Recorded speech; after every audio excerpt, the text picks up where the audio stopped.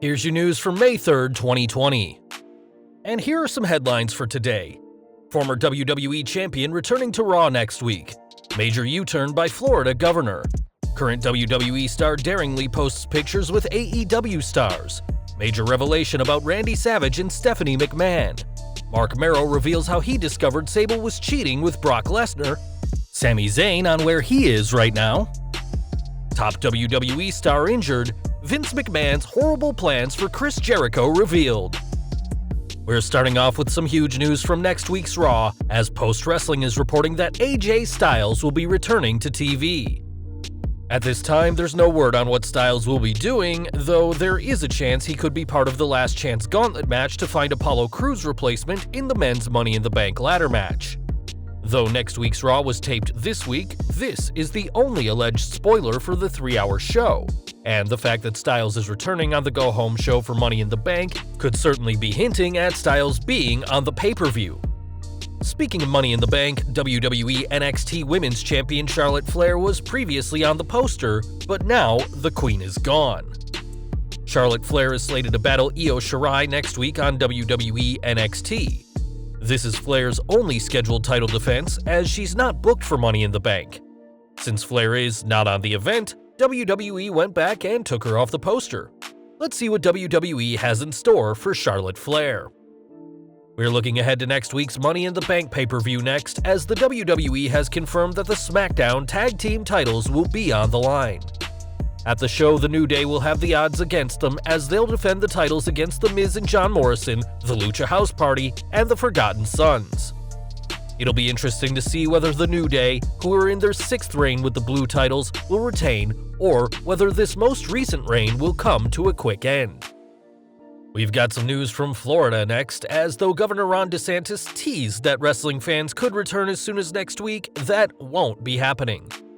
Recently, DeSantis mentioned May 4th in his speech about when venues will open, but in reality, that's only Phase 1 of Florida's reopening plan.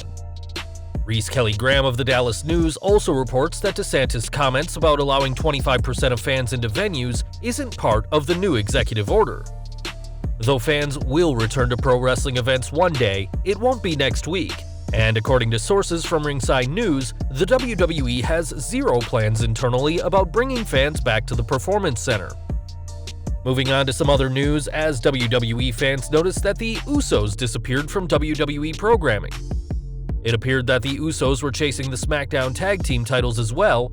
Now WWE has a fatal 4-way booked for Money in the Bank without the Usos involved. Ringside News has learned that Jimmy Uso suffered a knee injury during his last appearance on the Blue brand. We are told that the current prognosis is that he will be out of action for 6 to 9 months. He will need surgery, but the exact nature of his injury was not disclosed. We are looking at NXT now, as Chelsea Green looks poised for a nice push as part of the Robert Stone brand, but she's not going to hide who she really is online. Recently speaking to Win Column Sports, the NXT superstar spoke about breaking kayfabe online as part of Impact, where she'd post photos out of her hot mess character, and said the same is true in NXT, and she won't not post pictures with her pals in AEW. I just like my fans to know exactly who I am, and that's every side of me. Whether it's my family, my relationships, my friends, and I don't give a shit if a friend is in a different company. I'm sorry, but I'm going to post with Britt Baker and Cody Rhodes and Brandy Rhodes. I don't care. They're my friends. I get a little bit of flack for it, but I think everyone is pretty understanding. Cody and Brandy are the couple responsible for introducing Green to Matt Cardona, aka Zack Ryder, in the first place, so it's a pretty safe bet that the Canadian is going to post any pictures from their double dates at a Disney theme park. From one wrestling couple to another now, as Brock-Lesnar and Sable have been together in real life for a long time, and that time window includes when Sable was married to Marc Mero. Speaking to Hannibal TV, the Wild Man explained how he realized that the Beast had made a move on his wife when it was getting harder and harder to contact her, and this culminated in a nasty message from Mero that he tried to delete. He said, "I dialed the number, and it said she had 2 unheard messages. I said, okay, I have to listen to the first one to get to mine. It was a man's voice apologizing for the night before. I was like, what the heck? It was graphic and I was taken aback. Then I realized that she's seeing someone else. It was devastating." Confronting his then-wife at the airport, Sable denied the affair, but quickly moved out and filed for divorce shortly after, leading Mero to turn back to drugs, and after some terrible financial decisions, contemplate taking his own life. Fortunately, Mero was able to turn things around and now operates as a motivational speaker. But given that he never confronted Brock about the affair, the former IC champion isn't expecting a Christmas card from the Lesnars anytime soon. We've got more uncomfortable news now as Stephanie Bellers, the former manager of Randy Savage, who was also his girlfriend in the final months of WCW, has claimed the long-standing rumors of the Macho Man and Stephanie McMahon are true. If you're not aware, the rumor is that the former WWF champion had a relationship with a 17-year-old Stephanie, and this is what led to Vince McMahon refusing to use Savage until his death in 2011. In a recent clip from Bellers, who made her name in wrestling as Gorgeous George, she said, "Oh, he told me. I think he didn't mean to tell me that, and then the next morning he goes, 'Did I tell you anything last night on the beach?' I'm like, 'You sure did.' He knew exactly what he said, and he was like, 'Shit,' because it was kind of the truth drug." It should be worth noting that none of these rumors have been confirmed by Stephanie McMahon, so unless she decides to talk about the matter, it should be considered an unconfirmed rumor. We are looking at a certain former AEW World Champion next, as Chris Jericho has been part of several iconic wrestling moments, but there are some not-so-great segments that he's been able to avoid. During an episode of Talk is Jericho with Jim Ross, the pair shared stories about Vince McMahon, and Y2J included a discussion in the run-up to the November 25, 2002 edition of Raw where the Canadian bared all after having his clothes and his towel stolen by the Dudleys. He said, "I remember that one week when the Dudley boys stole Christian and I's clothes from the locker room, and then we go out to the ring in towels, and then Spike Dudley comes up and pulls our towels off and we're naked. This is Michael Hayes telling me this, and I'm like, how are we going to be naked? He goes, you're really going to be naked? I'm like, what? There's no way. Then Vince comes in and says, hey pal, I heard you've got an issue. When Jericho made his concerns clear to the boss, and even asked McMahon about the children who would be watching both in attendance and at home, McMahon said, well, you're gonna be naked, proving he's got a one-track mind. The segment was also supposed to include Bubba finding some lingerie in Jericho's bag, though that was cut, and we have to imagine that Vince McMahon wasn't pleased when Jericho wasn't sold on the idea. We all know that WWE likes to own as much as it can, whether that be copyrights or memorabilia, and that has caused quite a lot of problems for Cody Rhodes. Speaking on the Dan Le Batard show, the AEW executive VP said the WWE are trying to get some memorabilia from his late father, the American Dream, saying, we have everything. WWE has been trying to break into our little vault for years, trying to get some of the good stuff. We have a lot of really great stuff from Championship Wrestling from Florida, a lot of Gordon Soley, personal items, and really good stuff from Dad's heyday.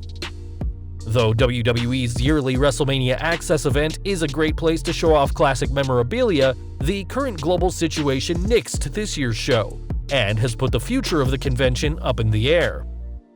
Even if WWE doesn't hold access, that probably won't stop them from wanting to pick up as much memorabilia for their Dusty Rhodes collection.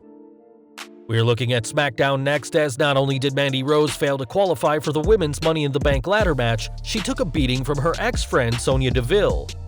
On Twitter, Rose showed off the bumps and bruises, and though they'll be hurting for some time, called out the former MMA fighter, saying, I took your best beating and that's all I got? You're in trouble, you jealous bitch.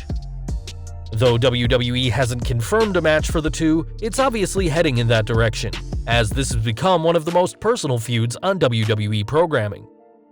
One person who knows all about getting bruised up in the ring is Mick Foley, who this week expressed his belief that Nancy Benoit should be in the WWE Hall of Fame. While most fans will remember Nancy as the wife of Chris Benoit, she did have a substantial run in wrestling, including working as Fallen Angel and Woman in WCW. The chances of her being inducted, though, are slim due to the Benoit tragedy, and since then, WWE have done everything they can to avoid referencing Chris Benoit or anyone who could make fans remember him. Though Foley would like it to happen and referenced her accolades in a Facebook post, including feuding with Rick Steiner, managing the Horsemen, and working in ECW, it's unlikely that Nancy will ever get the Hall of Fame nod. Back to WWE now, and Andrade has been doing a lot of big things in WWE, but there's always room for the United States champion. According to Fightful, El Idolo asked Vince McMahon what he could do to improve his position, and was told to learn English, something his fiancée Charlotte Flair has been helping him with. Now though, Andrade is refuting this story, as a translated report from Spanish to English from Super Luchas reads, "In the morning of this day, we informed them about a report by the journalist Sean Ross Sapp of Fightful, who assured that Mr. Vince McMahon had recently met with Andrade, when the Mexican allegedly went to speak to him along with his fiancée Charlotte Flair, to ask McMahon to put him in a top position on the company poster. However, Andrade, faithful reader of us and friend of the house, denied the news given by Ross Sapp." Andrade has certainly been in a much better position recently, as the empty Performance Center shows have heavily featured the gang of heels led by Zelina Vega. Fans will have to wait and see what's next for El Idolo, as while he's getting better in English, it doesn't seem to be because Vince McMahon told him to. Speaking of stars fans can't see, Sami Zayn wasn't on Smackdown this week and won't be on next week due to the show already being taped. Zayn has also declined attending Performance Center tapings due to the ongoing global concerns, and while he won't be on SmackDown, the Intercontinental Champion did take to Twitter to let fans know where he is, posting a picture of himself chilling with his cat. Captioning the tweet, "A safe space for neighborhood cats. The artist collective will have to go without Zayn for some time, as the charismatic superstar is staying safe with his feline companion." And finally, we're ending with news from Michelle McCool, who spoke on a number of topics on a 9-Line Apparel Instagram Live, including receiving a concussion from Beth Phoenix. According to McCool, the concussion came when the Glamazon didn't unhook her arms for a move, implying that Beth knew what she was doing. McCool went on to say that she didn't sell the concussion at the time, but also spoke about recent Twitter comments where Phoenix said that there was more to the story. According to McCool, though, when she contacted Beth directly, the Hall of Famer didn't give a definitive answer and instead said that the pair should be grateful for their time in the ring. Of course, this is just McCool's side of the story, but it doesn't look like the flawless one, and the Glamazon will be seeing eye to eye anytime in the near future.